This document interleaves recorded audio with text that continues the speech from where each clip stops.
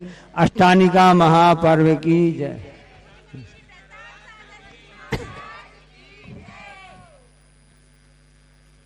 न मे मृत्यु कुतो भीतिर न मे व्याधि कुतो वृथा ना हम बालु न वृद्धो हम न इवतानि पुद्गले। अध्यात्म ग्रंथ इष्टोपदेश की एक कारिका है जो आज से 1500 वर्ष पूर्व आचार्य पूज्यपाद स्वामी महाराज जी ने इसकी रचना की है। उसमें आचार्य महाराज जी कह रहे हैं कि मेरी मृत्यु नहीं होती है और मैं किसी से डरता भी नहीं हूं और ना मुझको कोई व्याधि होती है, रोग आदि होते हैं, और ना हम बाल हैं,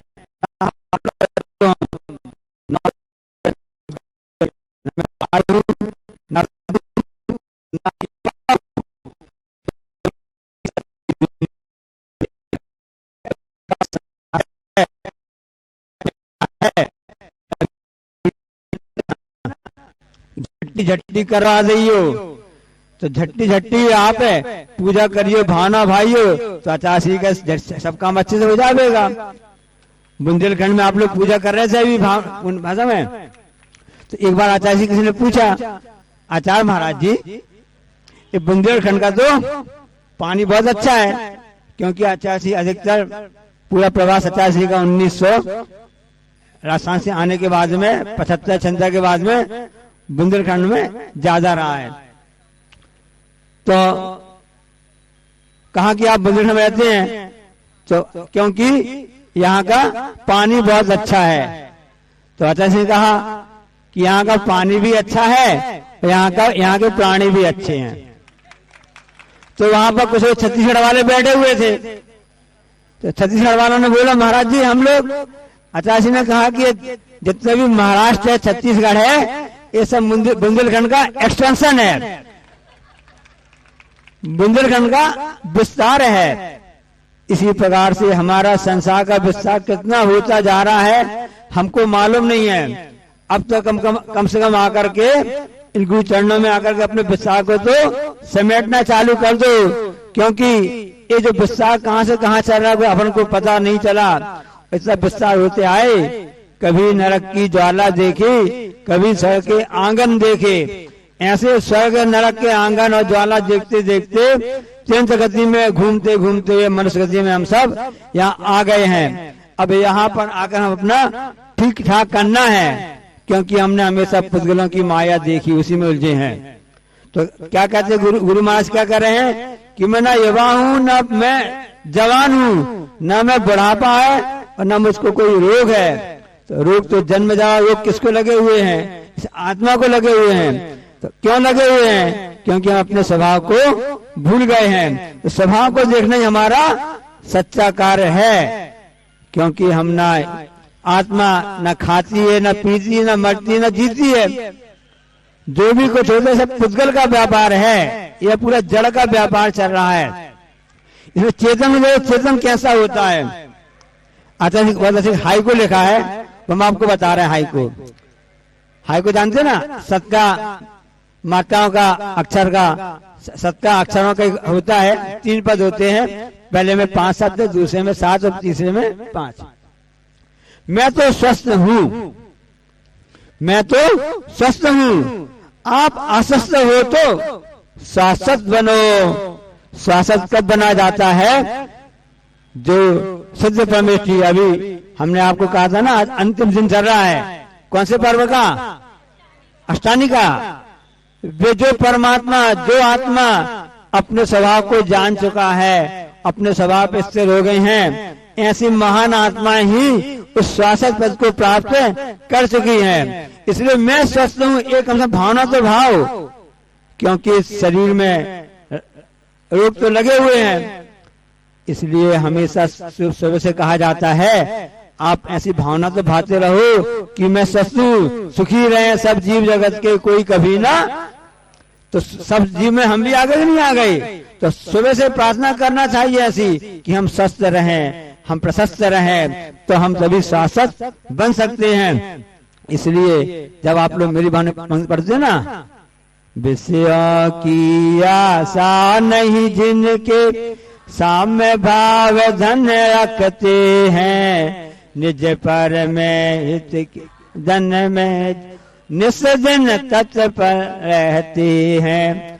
स्वार्थ त्याग की कठिन तपस्या बिना खेद जो करते हैं, ऐसे ज्ञानी साधु जगत के दुख समूह को हरते हैं। तो वो मुनियों उनकी विशेषता बता रहे हैं कि विषयों की अभी आशा नहीं रखते हैं। हम आज तक विषयों की आशा करते आए हैं, इसलिए भटक रहे हैं। और वो कैसे मुनिराज होते हैं कि स्वार्थ त्याग की कठिन तपस्या, हम क्या करते हैं, स्वार्थ सिद्धि में लगे हैं, जबकि आचार्य महाराज जी मुनिराज तो परमार्थ सिद्धि में लगे हैं। इस सर्वार्थ सिद्धि के जो लेखक हैं, ऐसे पूज्य स्वामी महाराज कह रहे हैं कि स्वार्थ सिद्धि में लगे रहोगे तो संसार ही बढ़ता जाएगा, संसार में घूमते रहोगे, उसका विस्तार होता जाएगा। और परमार्थ सिद्धि में लगे हो जाओगे तो सर्वार्थ सिद्धि, उसके बाद में मोक्ष प्राप्त हो जाएगा। इसलिए एक उदाहरण आता बहुत अच्छा, एक वृद्ध साधु थे, वो अपने ध्यान में लगे रहते थे और ध्यान करते करते उन्होंने अपने वहां पे एक पेड़ के नीचे बैठे हुए थे, वहां से देवदूत निकला। उससे पूछा, भाई तुम कहाँ जा रहे हो? उसने कहा, मैं तो भगवान के पास जा रहा हूँ। तो जो वृद्ध साधु थे उन्होंने कहा, भाई एक काम करना, भगवान से पूछ के आ जाना कि हमारी मुक्ति कब होगी, झट्टे झट्टे करवा दो, हाँ दिलवा दो, तो हमारी मुक्ति कब होगी उन्होंने पूछवा लेना, भाई हमारी शंका का समाधान कर लेना। वो आगे बढ़ गए। आगे बरगद के पेड़ के नीचे एक युवा सन्यासी ध्यान में मग्न थे, वहां से वो निकले, उनकी आंख खुली, उन्होंने देखा कोई व्यक्ति यहाँ से निकल रहा है। उन्होंने कहा कि प्रणाम, हम भगवान के पास जा रहे हैं, आपको कोई कार्य तो नहीं है, कोई संदेश तो नहीं भेजना आपके लिए, कोई पूछना तो नहीं है, कोई सामान तो नहीं लाना है, ऐसा उस देवदूत ने कहा। तो उसने कहा, नहीं मैं तो संतुष्ट हूँ, मैं तो अपनी साधना में लगा हुआ हूँ, स्वार्थ त्याग की कठिन तपस्या बिना खेद जो करते हैं, मैं तो अपने साधना में ध्यान में लगा हूँ, आई एम सेटिस्फाई, मैं तो संतुष्ट हूँ। बस हमारा प्रणाम तो यहीं से कर लेते हैं। सिद्ध भगवान कहाँ विराजमान है? सिद्ध शिला में है, लेकिन भक्त की भावना ऐसी होती है, यहीं से हम उनको प्रणाम नमस्कार करते हैं, हे प्रभु आपकी जय हो, आप धन्य धन्य, ऐसी भावना भाते रहते ना। ऐसे उसने क्या दिया। और वहां से जब कुछ दिनों बाद वहां से लौट के आए तो वो वृद्ध साधु मिल गए। उन्होंने पूछा, क्या भाई, क्या जल्दी बताओ, हमारे समाचार क्या हैं? आपने मेरे प्रश्न पूछा था भगवान से, क्या कहा? देवदूत ने कहा कि मैंने भगवान से प्रश्न पूछा था कि एक वृद्ध साधु जो वहां पर हैं, उन्होंने पूछा है कि हमारी मुक्ति कब होगी। तो उन्होंने कहा कि आपकी मुक्ति 3 भावों में होगी। कितने भाव में? 3 भाव में होगी। अब वो साधु गुस्सा हो गए, अरे हमने पूरा घर छोड़ा, मकान छोड़ा, पूरा शहर बेमेतरा, कौन सा शहर है जी? इस पूरा शहर को छोड़ के आए, पूरे बुजुर्ग को छोड़ के आए, सब पत्नी छोड़ी, राजपाट छूटा और सब कुछ हमने छोड़ा। इतनी कठिन तपस्या कर रहे हैं, ठंडी भी है, गर्मी भी है, सब तपस्या कर रहे हैं, ये कैसे भगवान है? 3-3 भाव लगा देंगे, हमें जल्दी जल्दी चाहिए, ये तो ठीक नहीं हुआ। ऐसा वो कह करके आकुल व्याकुल नाराज होने लगे। अब वहां से देवदूत आगे खिसक गए। अब आगे जाके देखा तो युवा सन्यासी वहां पर बैठे हुए थे। उन्होंने कुछ भी नहीं पूछा कि क्या भाई कहाँ से क्या है, क्या समाचार है। उन्हें उपस्थित से बोल दिया, देवदूत ने उपस्थित से कह दिया कि हमने सोचा कि इतनी दूर आए हैं और आपका भी जो हमने अपने में सोच लिया था कि आपका भी मैं अपने मन से हमने प्रश्न कर लिया कि वह साबर लोग आते हैं ना, कहते हैं 88 नमोस्तु, हमारे यहाँ पर महाराज जी विराजमान है, हमारे हरिका से विराजमान है, वे कहे ना कहे नमोस्तु, अपन तो कह ही देते हैं कम से 85 हमें तब तो देख लें, आशीर्वाद उनके बहाने हमको आशीर्वाद मिल जावे। इसी ढंग से हमने वहां पर पूछ लिया था कि जो एक युवा सन्यासी हैं उनकी मुक्ति कब होगी। तो उस समय भगवान ने बहुत अच्छी बात कही थी कि भाई ऐसा है कि जिस पेड़ के नीचे वो बैठे हुए हैं ना, पेड़ कौन सा था? बरगद का पेड़ था। उस बरगद पेड़ में जितने भी पत्ते हैं, जितने पत्ते हैं उतने भावों में उनकी मुक्ति होगी। अब आप विचार करो कि बरगद के पेड़ कितने पत्ते नहीं होते हैं।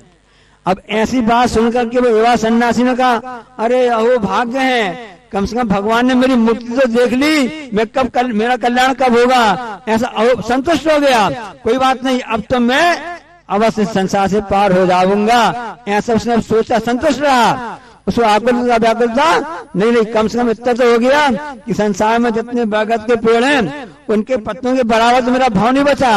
अब तो मेरा छोटा सा कुछ ही भाव बचे हैं। कितने पेड़ होंगे, 1000, मतलब एक पेड़ में कितने पत्ते होंगे, 1000, 2000, 5000, 10,000, 20,000, कम से कम मेरी संतुष्ट, मैं उसके संतुष्ट तो हो गई। एक कहलाती आत्म संतुष्टि। जहाँ स्वार्थ सिद्धि होती है वहाँ संसार दिखता है, जहाँ परमात्मा रहता है वह आत्म संतुष्टि दिखती है। वह प्रसन्न हो गया कि हाँ चलो अच्छा हुआ कि मेरी मुक्ति तो होगी। ऐसे गुरु महाराज होते हैं। हम कुछ सामान खरीदते हैं, ठोंक बजाकर देखते करते हैं। शिष्य भी आजकल विशेष प्रकार के शिष्य भी हो गए हैं। एक बार गुरु शिष्य दोनों मिल गए, शिष्य ने सोचा अच्छे कोई हमको गुरु मिल जाए, मैं आपका भक्त बनना चाहता हूँ। गुरु ने कुछ भी नहीं कहा, ठीक है भाई जैसी आपकी इच्छा हो बन जा, सब हो जाओ। अब गुरु से दोनों जा रहे थे आप, अब एक जगह रुक गए। रुकने के बाद में कमरा वगैरह जहाँ पे बसते रुक गए। अब गुरु ने पूछा शिष्य से, भाई ये बताओ थोड़ा देख क्या बाहर पानी तो नहीं बरस रहा है, मौसम चल रहा, सुनने में कई जगह पानी बरस रहा है ना, ये अच्छा कहलाता है। कार्तिक के अंत में आंगन में जो पानी बरसता है खेती बाड़ी के लिए बस फायदेमंद रहता है। इसलिए अच्छा से हाई को लिखा है, खेती बाड़ी है भारत की मर्यादा, शिक्षा साड़ी है। तो उन गुरु महाराज ने पूछा शिष्य से, भाई देख के तो आओ पानी बाहर बरस रहा कि नहीं बरस रहा है। अब जो शिष्य भी कलाकार था, पंचम काल के शिष्य होते हैं, विशेष भक्त होते हैं, उनने कहा गुरु महाराज जी बाहर पानी नहीं बरस रहा है।